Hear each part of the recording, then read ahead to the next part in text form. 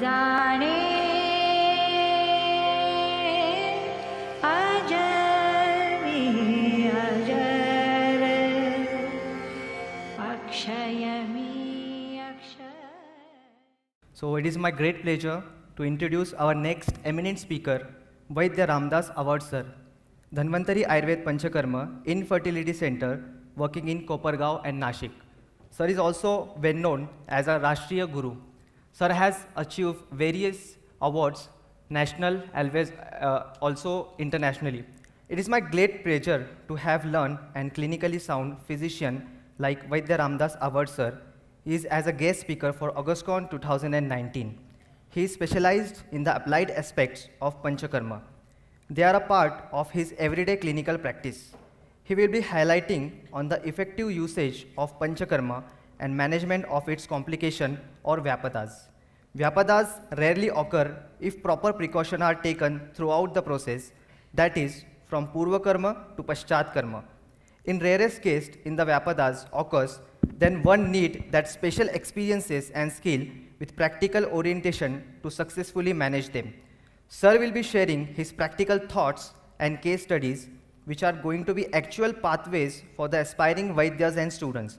The session will be followed by an open question answers session which will be help eliminate the queries and build the clinical confidence in conduction Panchakarmas. I would like to request respected Vaidya Ramdas Award Sir to please come on the dais. Thank you.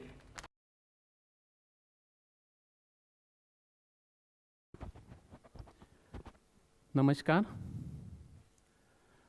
सबसे पहले आज के इस आयुर्वेद परिसंवाद के लिए उपस्थित आप सभी आयुर्वेद भाई और बहनों का मनपूर्वक हार्दिक आयुर्वेदिक स्वागत.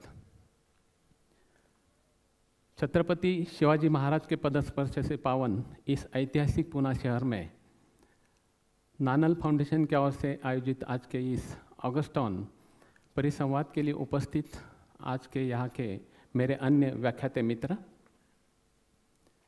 उपस्थित ज्येष्ठ श्रेष्ठ गुरुतुल्य वैद्यगण, सम्मान्य आयोजक और इस कार्यक्रम के सही मायनों में शोभा रहने वाले आप सभी आयुर्वेद प्रेमी वैद्य भाई और बहनों, सबसे पहले मैं परमधामवासी नानल शास्त्री जी के परम पावन स्मृति को कोटि कोटि वंदन करता हूँ और आयोजकों को मनपूर्वक धन्यवाद देना चाहता हूँ कि मुझ जैसे एक सामान्य वैज्ञ को आज आप जैसे ज्ञानी, सुंदर और आयुर्वेद प्रेमी श्रोता वर्ग के सामने मेरे सुविचार प्रस्तुत करने का सुअवसर प्रदान किया.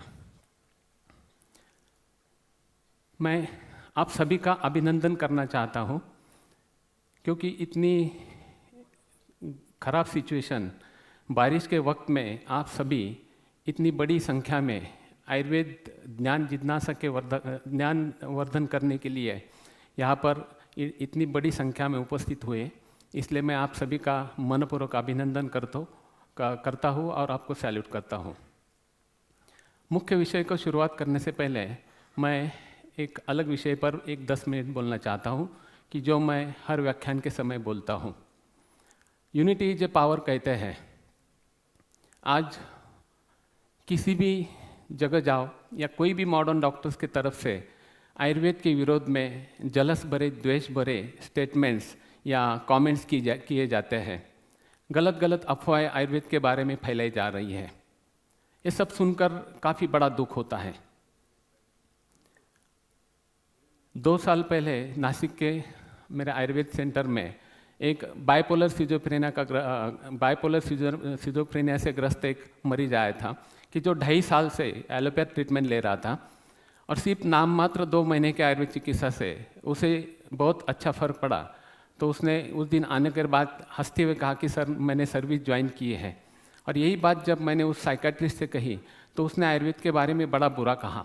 मैंने पूछा क्या कहा, तो उसने कहा कि जब मैंने उनको कहा कि मैंने आयुर्वेदिक ट्रीटमेंट ली है और मुझे अच्छा लगा है, तो हंसते हुए उन्होंने कहा कि आयुर्वेद ट्रीटमेंट लेना यानी wastage of time and wastage of money. गधे के लिए भी वही चिकित्सा होती है, आदमी के लिए भी वही होती है. जिस डॉक्टर को आयुर्वेद के बारे में ABCD पता नहीं है, आयुर्वेद के वात पित्त कफ के बारे में कुछ जानकारी नहीं है, उस डॉक्टर को आयुर्वेद के बारे में ऐसे स्टेटमेंट करने का अधिकार किसने दिया था? पिछले पिछले साल हिमाचल प्रदेश से ऊना एक डिस्ट्रिक्ट से एक आईटी इंजीनियर आजोस्पर्मिया के लिए ट्रीटमेंट के लिए आए थे। अब आजोस्पर्मिया के लिए वर्ल्ड वाइड कहीं भी रेमेडी उपलब्ध नहीं है, लेकिन आयुर्वेदिक चिकित्सा से उसमें फ़र्क होता है। ऐसे 50 से ज़्यादा एविडेंस हमारे पास है। तो हम बस्तान बस्ती, उत्तर बस्ती और सब शुक्रवर्धक चिकित्सा देते हैं, 3 महीने चिकित्सा देते हैं। यदि स्पर्मेटोजेनिक सेल्स हैं तो डेफिनेटली स्पर्म काउंट ये बढ़ता है। हम सिर्फ 3 महीने चिकित्सा देते हैं। उस प्रकार उसे 3 महीना चिकित्सा दी गई। 3 महीने के उपरांत काउंट ये 4 मिलियंस आया। फिर उसी उत्साह से ट्रीटमेंट आगे चलती रही और पिछले 2 महीने पहले जब 8 महीने कंप्लीट हुए तो स्पर्म काउंट ये 39 मिलियंस हुआ विथ 90% ग्रेड 4 मोटाइल स्पर्म। उसके साथ में उसके पिताजी भी आए थे। उन्होंने आने के बाद आयुर्वेद के प्रति और साईं बाबा के प्रति आभार व्यक्त किए और आयुर्वेद के कारण मेरा बच्चा अब जिंदगी में आया, ये भावनाएं व्यक्त की। लेकिन बाद में उन्होंने कहा कि मेरा एक कजिन जो कि एमडी फिजिशियन डॉक्टर है, उनकी सलाह से आज तक हम ट्रीटमेंट कर रहे थे। लेकिन पिछले महीने उसने मुझे पूछा कि अब क्या चल रहा है, तो मैंने कहा हम शिरडी आयुर्वेद चिकित्सा के लिए जाते हैं। तो काफ़ी बुरी तरह से हंसा और हंसने के बाद उसने मुझे कहा कि सोनार का काम यदि लोहार करे तो कैसे पॉसिबल है। इन शॉर्ट हम लोग लोहार हैं और आधुनिक डॉक्टर सोनार हैं। मैंने कहा आप जाकर रिपोर्ट दिखा दो और उनको कहो कि लोहार भी ये काम कर सकता है। इसी 15 दिन पहले पुणे शहर का एक आईटी इंजीनियर कि जो यूएसए में था, यूएसए में उसने 4 बार अनएक्सप्लेन इनफर्टिलिटी होने के बावजूद भी 4 बार आईवीएफ करवाए। मीनवाइल 2 बार एक्टोपिक प्रेगनेंसी रही, दोनों भी ट्यूब चली गई और उसके बाद में फिर इंडिया ट्रांसफ़र करवा ली। पुणे में 2 जगह पे 2 बार आईवीएफ करवाया। 8 ही बार प्रेगनेंसी रही थी, लेकिन 6 या 7 वीक्स के बाद फिटल पोल या कार्डियक एक्टिविटी उनमें शुरू नहीं होती थी। उस महिला की पित्त प्रकृति थी, चिकन पॉक्स की यानी कांजनिया जिसे बोलते हैं, उसकी भी हिस्ट्री थी और शरद ऋतु का जन्मकाल था।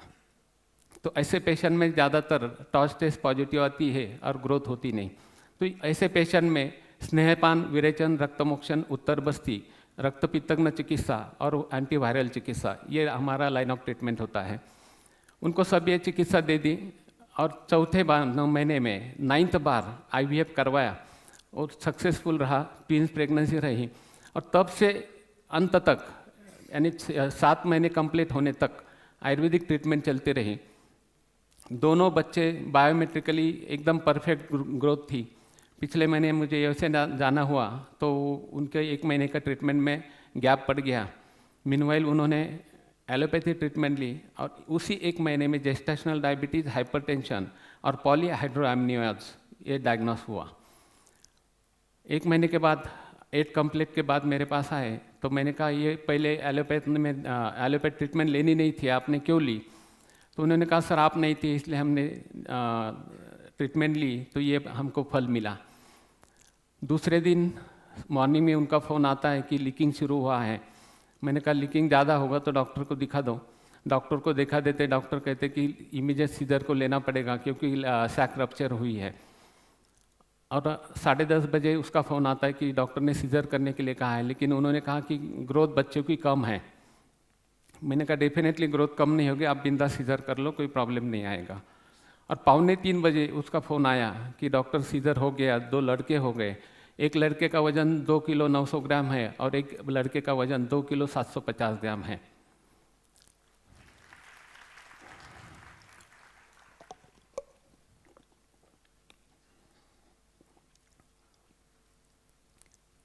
जब हमने आयुर्वेदिक ट्रीटमेंट अब तक ली थी और तुम्हारी एक भी ट्रीटमेंट एम्ब्रियो ट्रांसफर के बाद ली ने, ऐसा जब उन डॉक्टर को कहा था तब उस डॉक्टर ने कहा था कि आदमी आप चांद पर जा रहा है, तुम कभी कहा इस विषय पूर्व पुरातन शास्त्र के पीछे पड़े हो। मैंने कहा 1 किलो पेड़े मेरे तरफ से ले लो, उस डॉक्टर को दे दो और उसको सिर्फ इतना कहो कि ओल्ड इज गोल्ड। ये सब कहने का मतलब ये है कि ऐसे कमेंट जब सुनते हैं तो ट्रू आयुर्वेदाचार्य जो होता है उसको यहाँ दर्द होता है। इसलिए as a president of Maharashtra Ayurveda Sammelan मैं आपसे हाथ जोड़कर विनती करता हूँ कि तुम किसी न किसी संगठन से जुड़ जाओ।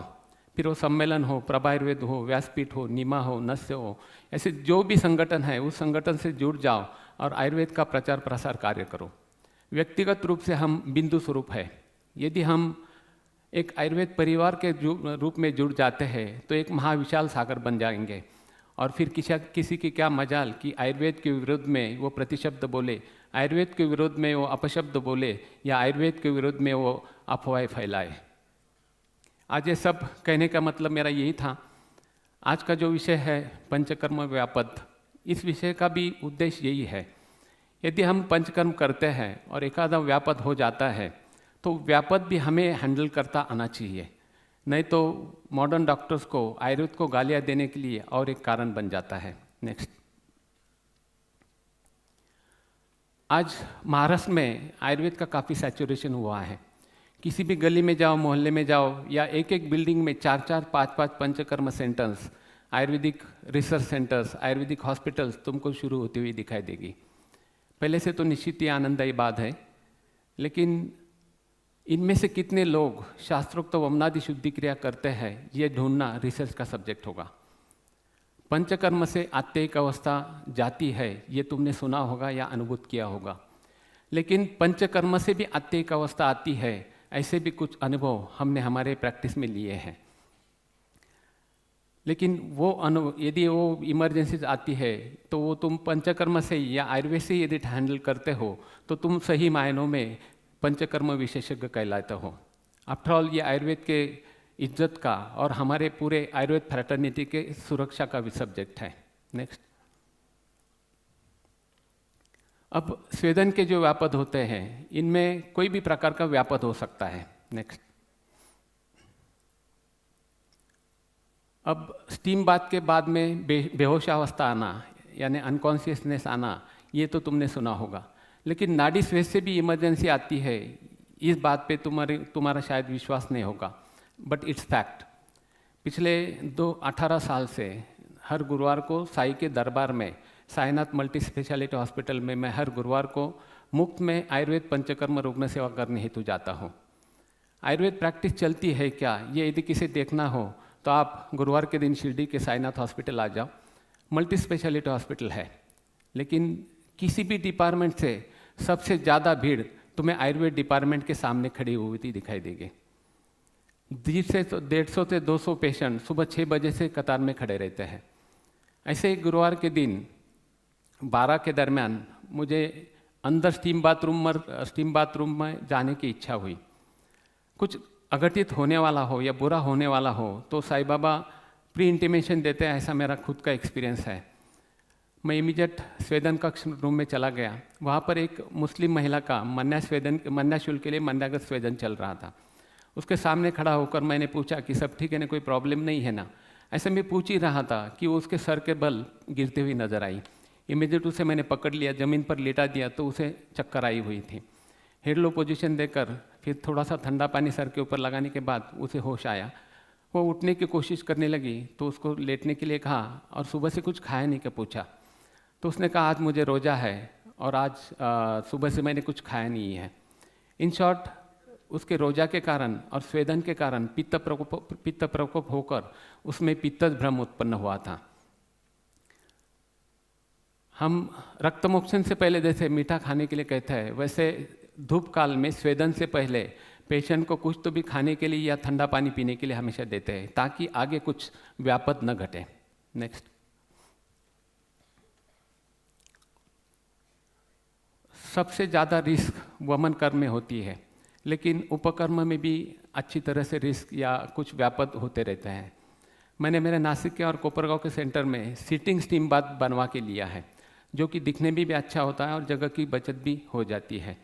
लाइंग कंडीशन में यदि तुम स्टीम लेते हैं तो धूप काल में भी विशिष्ट स्टेज के बाद में पेशेंट को वो स्टीम अच्छी लगने लगती है और वो और थोड़ी करके स्टीम लेते जाता है और जब उठता है तो चक्कर आके नीचे गिर जाता है। लेकिन सिटिंग में यदि पेशेंट स्टीम लेता है तो विशिष्ट समय के बाद उसे फेंटिंग पता होता है तो हम इमीडिएट वहाँ पर स्टीम बंद कर सकते हैं। ऐसे यदि ज़्यादा स्टीम होती है, महाराष्ट्र है वैसे भी उष्ण प्रदेश है, आजकल हर एक को एंग्जाइटी टेंशन है तो उससे भी पित्त प्रकोप होता है और ऐसी स्थिति में स्टीम काफ़ी कम लगती है। और यदि स्टीम ज़्यादा होती है तो पित्त प्रकोप होकर पित्त छर्दी या चक्कर आना या भ्रम उत्पन्न होना, ये लक्षण तो रूटीनली रहते हैं। तो ऐसी स्थिति में ठंडा पानी पीने से या ठंडा पानी सर पर लगाने से वो व्यापत टल जाता है। लेकिन एक पेशेंट ने मेरे विचार मुझे सोचने पे मजबूर कर दिया। नेक्स्ट।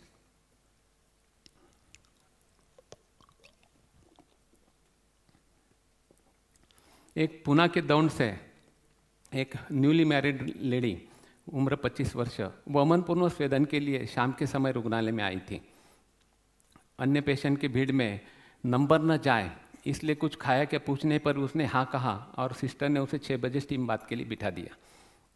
थोड़ा सा समय अधिक लगा, इसलिए मैंने सिस्टर को नॉक करते हुए स्टीम अभी तक हुई नहीं क्या पूछा, तो उसने कहा कि सर उसे चक्कर आए हुए हैं और मैं उसे कपड़े कर रही हूँ।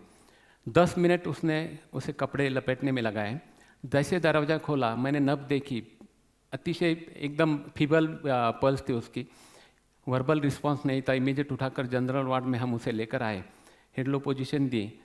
सुवर्ण सूचकर सीतोपला और लक्ष्मी विलास, ये हमारा इमरजेंसी का फॉर्मूला होता है।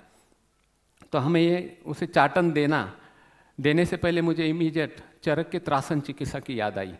एक लोटा भर ठंडा पानी लेकर जोर से झटके से उसके सर पर और मुंह पर मैंने ठंडा पानी मार दिया।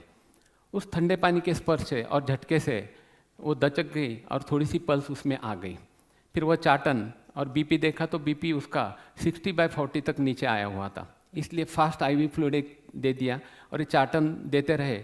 और शाम को 8:15 साढ़े 8 बजे वो पूरी तरह से होश में आई, तब उसका ब्लड प्रेशर 100/60 हुआ था। इन शॉर्ट एक व्यापद मुझे 2-2.25 घंटे के लिए उस समय मेरा समय गया। उसके हस्बैंड और अन्य पेशेंट बाहर OPD में थे, उनको अंदर क्या रामायण चल रहा है ये भी पता नहीं था। उस महिला ने नंबर न जाए इसलिए झूठा कहा था, वो सुबह से फास्टिंग में थी, ये पहला कारण था। और दूसरी बात, उसको सीवियर कॉन्स्टिपेशन की शिकायत थी।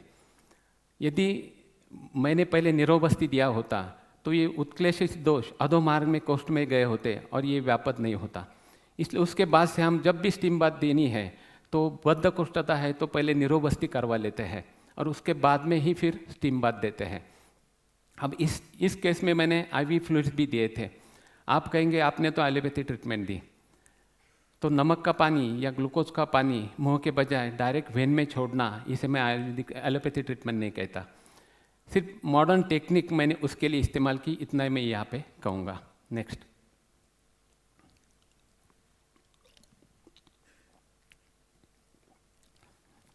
आजकल विरेचन के लिए इच्छाभेदी रस, अश्वकंचुकी, आरगवत कपिलावटी, अभयादि मोदक, कैस्टर ऑयल, भावा मगज या अन्य दवाई वैद्यगण इस्तेमाल करते रहते हैं। मैं हमेशा पहले इच्छाभेदी कल्प इस्तेमाल करता था, लेकिन इच्छाभेदी कल्प देने के बाद यदि पेशेंट को मलबद्धता है या तीव्र बद्धकोष्ठता है तो उस तीव्र भेजन कल्प को अधोमार्ग में यदि अवरोध होता है तो छर्दी, उल्लास, घबराहट, पाल्पिटेशन, स्वेदाधिक के ऐसे लक्षण उत्पन्न होते हैं। और यदि छर्दी भी न हो तो मात्र लक्षण अतिशय भयंकर उत्पन्न होते हैं। एक महिला थी, उम्र 55 ईयर्स ओल्ड, वजन सिर्फ 38 kg। वह कामला से ग्रस्त थी और कामला की चिकित्सा के लिए रुग्णालय में आई थी। सीरम बिलिरुबिन 16.5 मिलीग्राम था। मैंने विरेचन देने का तय कर लिया, क्योंकि विरेचन से मॉडर्न चिकित्सा से कई गुना फास्ट आयुर्वेद में चिकित्सा होती है। मैंने मेरे लाइफ में 39 मिलीग्राम सीरम बिलिरुबिन वाला पेशेंट सिर्फ 1 महीना 10 दिन में व्याधि मुक्त होते हुए देखा है। तो उस महिला को मैंने इच्छाभेदी दे दी और सुबह 5 बजे ठंडे पानी के साथ में लेने के लिए कहा, और यदि कुछ प्रॉब्लम होता है तो फ़ोन करने के लिए कहा। फ़ोन तो आया नहीं, लेकिन सुबह 7 बजे 7-8 लोग उस महिला को रिक्शा में लेकर मेरे डायरेक्ट घर पर आ गए। मैंने जाकर देखा तो उसे प्रोफिस स्वेटिंग था, घबराहट काफ़ी थी, सांस लेने में दिक्कत थी, पाल्पिटेशन था। मैंने इमीडिएट उनको दवाखाने में लेके चलो, मैं तुम्हारे साथ आता हूँ, ऐसे कहकर उसको दवाखाने में हमने शिफ्ट किया। ब्लड प्रेशर 90/60 से नीचे दिखा रहा था और उसे काफ़ी घबराहट थी। यदि छर्दी हो जाती तो घबराहट कम हो सकती थी। मेन कामला में बद्धकोष्ठता ही कॉमन कारण होता है, लक्षण होता है। तो उसमें बद्धकोष्ठता थी, इसलिए अधोमार्ग भी अवरोध होने के कारण इच्छाभेदी के उस वेदन कल्प को क्रियाकर्म करने के लिए जगह नहीं थी। उस समय यदि मैं नीरो बस्ती देता और वो औरत दूर करता तो वो उसकी घबराहट कम होने वाली थी। लेकिन बीपी 90-60 था, इसलिए और चक्कर आने की शक्यता थी। सब रिश्तेदारों को सब सत्य परिस्थिति बता दी और साहस करके मैंने सब में नीरो बस्ती उसे दे दिया और कमोड पर उनके रिश्तेदारों को उसे पकड़कर खड़े रहने के लिए कहा। जैसे ही मलवेग आया, एक के साथ में 2-3 मलवेग फास्ट में आ गए और उसकी घबराहट काफ़ी हद तक कम हो गई, लेकिन आंखों के सामने अंधेरा सा आने लगा। उठा के पलंग पे लेटा दिया और इमीडिएट सोरना सूचेकर और सीतोपला का चाटन उसे चालू किया। बीपी उसका मेंटेन रहा, बाद में 4-5 द्रवमल वेग होते गए, लेकिन उसकी घबराहट पूरी तरह से बंद हो गई। थोड़ी सी थकान और कमजोरी बाद में थी। शाम तक वो पूरी तरह से ठीक हो गई और 22वें दिन कामला से मुक्त भी हो गई। इस केस में एक विरेचन कल्प का व्यापद दूसरे निरोबस्ती के शोधन कर्म से ट्रीट किया गया था, यानी एक कर्म का व्यापद दूसरे कर्म से हमने ट्रीट किया था। नेक्स्ट। अभी विरेचन में ज़्यादातर वैद्यगण कितने वेग आए यही काउंट करते रहते हैं। 5 वेग आ गए, 6 वेग आ गए, 7 वेग आ गए, लेकिन ऐसे समय में पेशेंट का डिहाइड्रेशन कितना होता है, या पेशेंट हाइपोवॉल्यूमिक शॉक में तो नहीं जाएगा ना, या उसका ब्लड प्रेशर कितना ही, इसके ऊपर ऑब्जर्वेशन या ध्यान देना जरूरी होता है। इसलिए हाइड्रेशन मेंटेन होना जरूरी है, इलेक्ट्रोलाइट इम्बैलेंस मेंटेन होना जरूरी है, और ज़रूरत पड़ी तो तुम ग्लूकोज शक्कर का पानी या सुवर्ण सूचेकर का चाटन ये बार बार देते रहना जरूरी होता है। बाकी विरेचन में ज़्यादातर व्यापद नहीं होते। नेक्स्ट। अब जस्ट मैं कोपरगांव से चंदन नगर तक सिर्फ 3.5 घंटे में आया और चंदन नगर से यहाँ तक मुझे 1.25 घंटे लगे। तो मैं भी ऐसे ही ट्रैफिक में फंसा था। काफ़ी बार हमारी भी ऐसी सिचुएशन होती है कि हमारे बाजू वाली लाइन चलती है और हम फंस जाते हैं।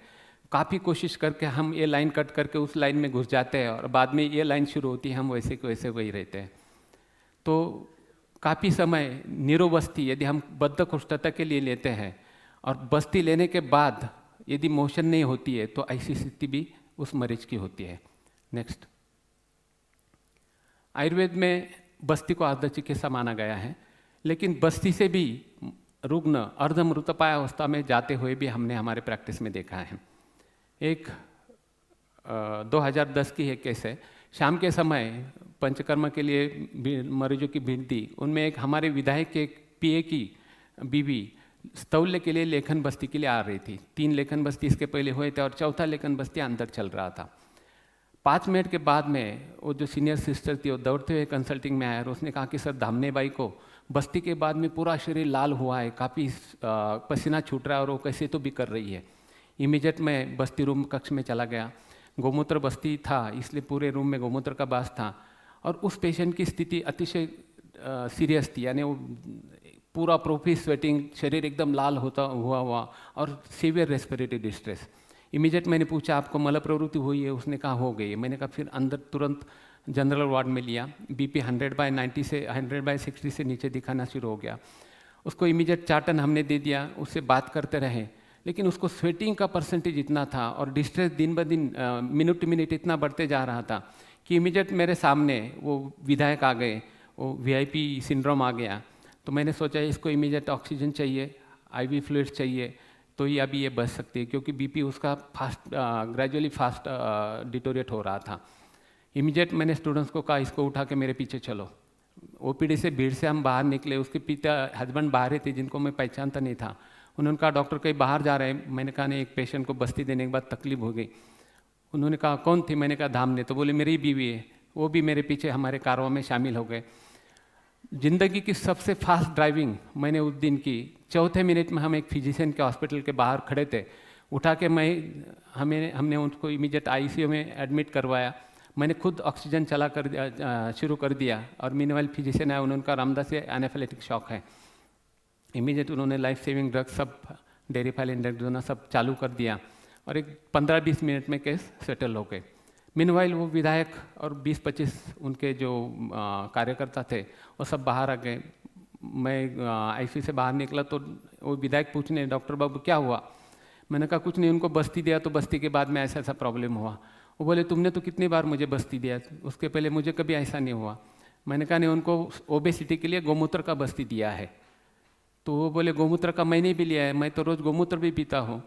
तो उनके साथ में एक एग्रीकल्चरिस्ट है, तो उन्होंने सोचकर मुझे कहा कि डॉक्टर आपने गोमूत्र कितना डाला था? मैंने कहा 400 ml तो हम डालते ही है। तो इमीडिएट बोले कि फिर उनको गोमूत्र की रिएक्शन आई है। मैंने कहा गोमूत्र की रिएक्शन आज तक तो मैंने सुनी नहीं है। तो उन्होंने कहा आजकल हम लोग दूध के लिए गाय भैंस को ऑक्सीटोसिन पिटोसिन के इंजेक्शन देते हैं, और यही इंजेक्शन बाय यूरिन बाहर निकलता है और शायद उसकी इस महिला को एलर्जी होगी। पेशेंट सेटल था, इसलिए मैं तुरंत हॉस्पिटल में आ गया, और उस महिला ने जो गोमूत्र लाया था बॉटल भर के वो मंगवाया। तो जो थोड़ा बहुत बचा था उसका कलर पीला नहीं था, वो लाल बूंद खून की तरह गोमूत्र था। इन शॉर्ट, इस रिएक्शन का कारण वो गोमूत्र था।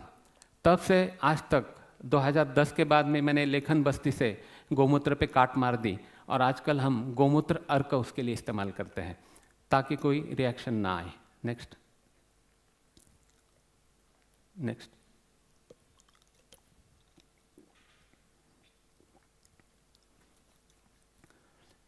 बस्ती और पंचकर्म। हमारे हॉस्पिटल की कुछ समय पहले पैरालिसिस की स्पेशलिटी थी। बड़े बड़े इंस्टीट्यूट से उठाकर लाए हुए पैरालिसिस के पेशेंट सिर्फ 5 दिन के पंचकर्म के ट्रीटमेंट से अपने पाँव से चलते हुए, जाते हुए, देखते हुए आयुर्वेद के प्रति काफ़ी अभिमान महसूस होता था। खुद अपने पाँव से या लकड़ी के सपोर्ट से वो पेशेंट चलते हुए, हंसते हुए जाते थे। इन सभी पेशेंट में बद्धकोष्ठता ये मुख्य लक्षण होता है, मुख्य कारण होता है, क्योंकि वायु का अनुलोमन होना या मलावरोध दूर होना, इसका महत्व सिर्फ आयुर्वेद में जाना है। ऐसे एक 60 ईयर्स ओल्ड एक पेशेंट जिसे डेढ़ महीने पहले राइट साइड का हेमिप्लेजिया डेवलप हुआ था, वो ट्रीटमेंट के लिए आ गए। 3 दिन उसे सीवियर कॉन्स्टिपेशन था। तो मैंने कहा पहले सस्नेह निरोबस्ती करके, फिर हमारा रूटीन प्रोटोकॉल होता है, सुबह निरोबस्ती, स्नेहन स्वेदन, शाम को फिर से स्नेहन स्वेदन, षष्टिकशाली स्नेहन स्वेदन, वीक में 2 बार या 3 बार शिरोधारा। बस 5 दिन में गारंटेड पेशेंट ठीक होना यानी ठीक होना। तो इस प्रकार से ये प्रोटोकॉल था। सस्नेह निरोबस्ती किया और उसको कमर पे बिठा दिया। उस पेशेंट की वाचा भी गई थी, राइट साइड का हेमिप्लेजिया था इसलिए, लेकिन उसे मल वेग ही नहीं आ रहा था, यानी जो 1.5 लीटर का काढ़ा था वो भी पेट में अंदर रिटेन हुआ। ऑलरेडी फ्लैचुलेंस था और ये 1.5 लीटर का काढ़ा, तो और पेट में फूंकने के कारण उसे पेट में दर्द भी शुरू हो गया, और वो जोर जोर से चिल्लाने लगा कि मुझे दर्द हो रहा है। उसे बात नहीं करनी आती थी, लेकिन वो चिल्लाने लगा जोर जोर से।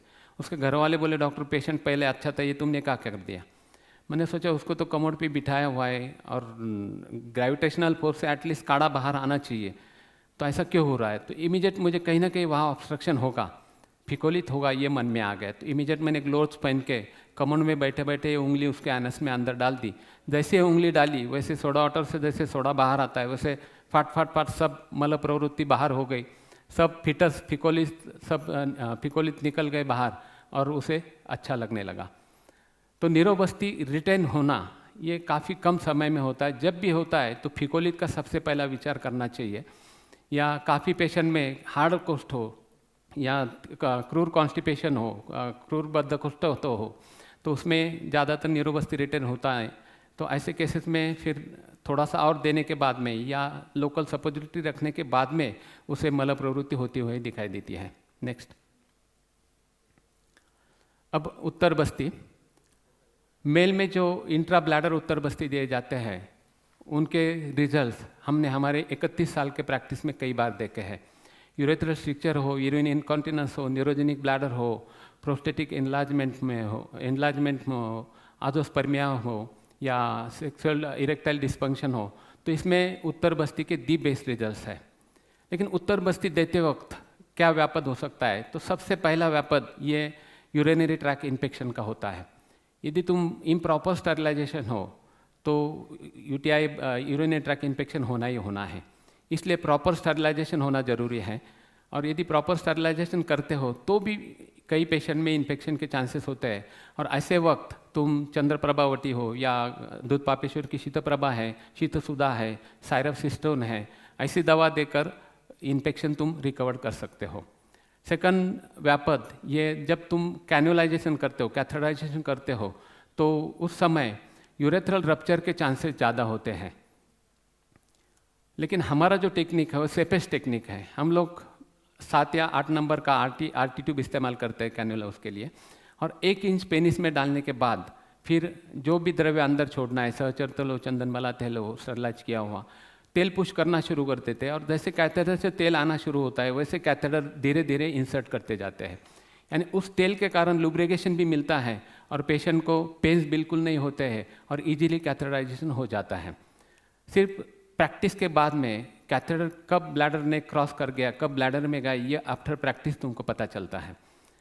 और इस मेथड में रप्चर के चांसेस नहीं होते। लेकिन कई पेशेंट में कैथेटर बाहर निकालते वक्त पेशेंट कॉन्ट्रैक्शन करता है और कैथेटर चिपक जाता है, अटक जाता है, और ऐसे वक्त यदि फोर्सफुली तुम खींचते हो तो फिर से यूरेथ्रल रप्चर के चांसेस रहते हैं। अभी जस्ट 1 महीने पहले, 2 साल पहले का जो आरएवी का स्टूडेंट था, जो कि दिल्ली में अब अच्छी मेल इनफर्टिलिटी की प्रैक्टिस कर रहा है, उसका फ़ोन मुझे आया कि सर कैथेटर अटक गया था और मैंने फोर्सफुली उसे निकाला तो उसको अभी ब्लीडिंग हो रहा है। मैंने कहा यूरेथ्रा रप्चर हुआ है, डोंट वरी। एक 5 ml चंदन वाला तेल स्टरलाइज करके सिरिंज से हमने पेनिस से ऊपर से पुश कर दिया और पेनिस को पकड़ के रखा 10 मिनट तक और उसके बाद में छोड़ दिया। यानी जो तेल अल्सरेशन हुआ था वहाँ पे तेल में डूबो के रहने के कारण ब्लीडिंग स्टॉप हो गया और उसकी वुंड धीरे धीरे हील हो गई और अभ्यंतर कुछ दिन 4 दिन तक दवा दी, उसके बाद शमन हो गया। तो ऐसे प्रॉब्लम्स उसमें आ सकते हैं। फीमेल में इंट्रायूटेराइन जो उत्तर बस्ती दिए जाते हैं, एंडोमेट्रियोसिस हो, एडिनोमायोसिस हो, ट्यूबल ब्लॉक हो, यूटेराइन पॉलिप हो, मल्टीपल फाइब्रॉइड्स हो या अनएक्सप्लेन इनफर्टिलिटी हो, अनहेल्दी एंडोमेट्रियम हो, ऐसे केसेस में इंट्रायूटेराइन उत्तर बस्ती के दी बेस्ट रिजल्ट्स हैं। तो ये बस्ती करते वक्त क्या व्यापद हो सकते हैं? इनमें ज़्यादातर हमने देखा है कि कई जगह पे उत्तर बस्ती करते वक्त वल्सेलन से सर्विक्स कैच करते हैं और उस पेन से सिंकोपल अटैक पेशेंट में आता है। इसलिए हमारी जो मेथड है एकदम सेफेस्ट मेथड है। हम सीम स्पेकुलम से पोस्टीरियरली एंटीरियरली 2 सीम स्पेकुलम डाल देते हैं और उससे इजीली विजुअलाइज करके, सर्विक्स इजीली विजुअलाइज करके आईएओ कैनुला से उत्तर बस्ती करते हैं। उसमें कोई भी व्यापत के चांसेस नहीं होते हैं। और ज़्यादातर फोर्सफुली यदि तुम द्रव्य अंदर छोड़ते हैं तो फैलोपियन ट्यूब से वह द्रव्य कुल्डू सैक में आकर इमरजेंसी उत्पन्न होती है, एक्यूट एब्डोमेन पेन्स उत्पन्न होते हैं। तो ऐसे केसेस में स्मूथली पुश करना चाहिए। अब एक चर्चा का विषय होगा, मैंने 31 साल में 50-60 हज़ार से ज़्यादा उत्तर बस्ती किए होंगे, लेकिन मात्रा जो होती है 0.34 या 0.5 ml तक ही सीमित रहती है। लेकिन आजकल कई मैगजीन में आते हैं कि मात्रा 15 ml, 5 ml, 10 ml, तो ये काफ़ी गलत होता है, ऐसे मेरा कहना है। तो मात्रा यही प्रॉपर 0.5 ml तक ही सीमित रहनी चाहिए। अभी जस्ट 1 महीने पहले आरएवी का जो एक स्टूडेंट था, इस बैच में 2 लड़कियां 2 लड़के थे, हर एक लड़की ने कम से कम 300 उत्तर बस्ती इंडिविजुअल 10 महीने के प्रैक्टिस में उन्होंने हमारे हॉस्पिटल में किए। तो एक लड़के ने मेरे परवानगी के बगैर, मेरे परमिशन के बगैर एक लड़की से कहकर एक महिला का उत्तर बस्ती किया जो कि हाइपोप्लास्टिक थी, और जैसे उत्तर बस्ती किया 2-3 मिनट में उसे एक्यूट एब्डोमेन पेन उत्पन्न हो गए। ऑलरेडी यूटेरस छोटा था और उसने वही मात्रा में फोर्सफुली वो द्रव्य अंदर डाल दिया, इमीडिएट पेन शुरू हो गए, फिर स्नेहन स्वेदन, और कुछ खाया था इसलिए एक 30 ml हमने सहचर तेल का अनुवासन बस्ती उसे दे दिया, और करीबन 1-1.5 घंटे के बाद में एक उल्टी होकर उसका एब्डोमेन पेन बंद हो गया। ज़्यादातर पेशेंट में उल्टी होने के बाद में दर्द कम होता है, लेकिन ब्लड प्रेशर उस समय देखना, मेंटेन होना जरूरी होता है। बाद में एक व्यापद आता है, वो वैद्य प्रणीत व्यापद मैं उसे कहूँगा, क्योंकि कितना 5 मिनट्स ओके। तो उसमें ज़्यादातर उत्तर बस्ती किए जाते हैं, कोई 5 करता है, कोई 10 करता है, तो ये उत्तर बस्ती जरूरी नहीं, सिर्फ एक उत्तर बस्ती is more than sufficient. Next, रक्तमोक्षण के भी जो व्यापद होते हैं उनमें समझो पेशेंट तुमने रक्तमोक्षण किया और इमीडिएट कोलैप्स हो गया, तो फर्स्ट लाइन ऑफ ट्रीटमेंट क्या रहेगी? क्या करोगे तुम सबसे पहले? एनीबॉडी?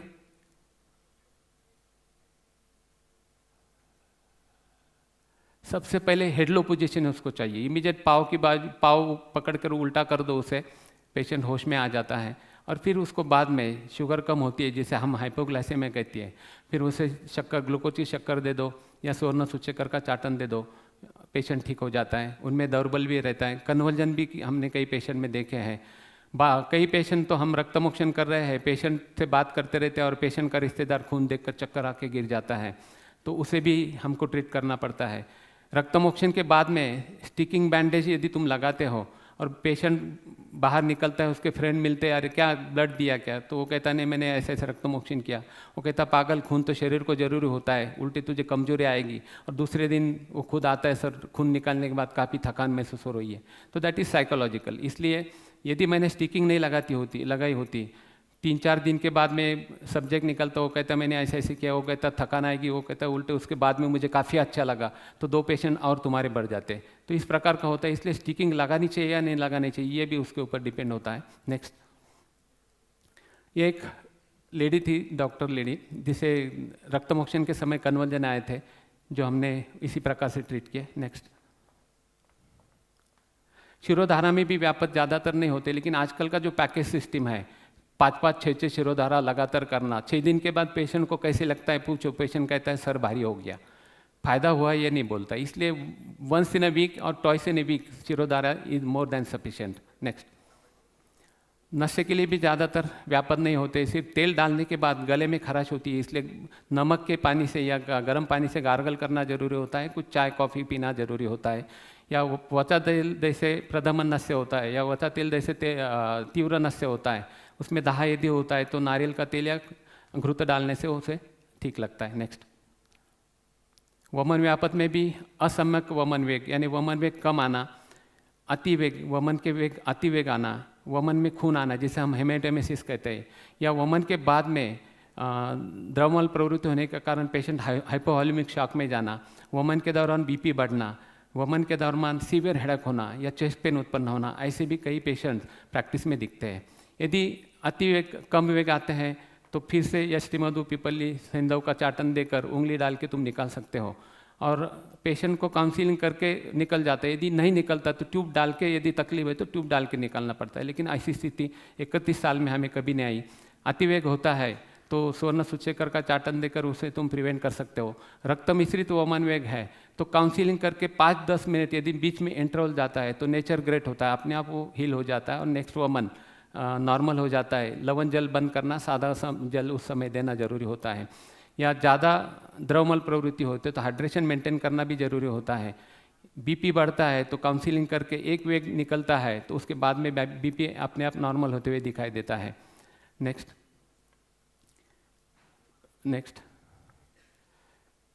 एक पेशेंट को वमन के बाद में सेरेब्रल एम्बोलिज्म के कारण में राइट हेमिप्लीजिया हुआ था। नेक्स्ट,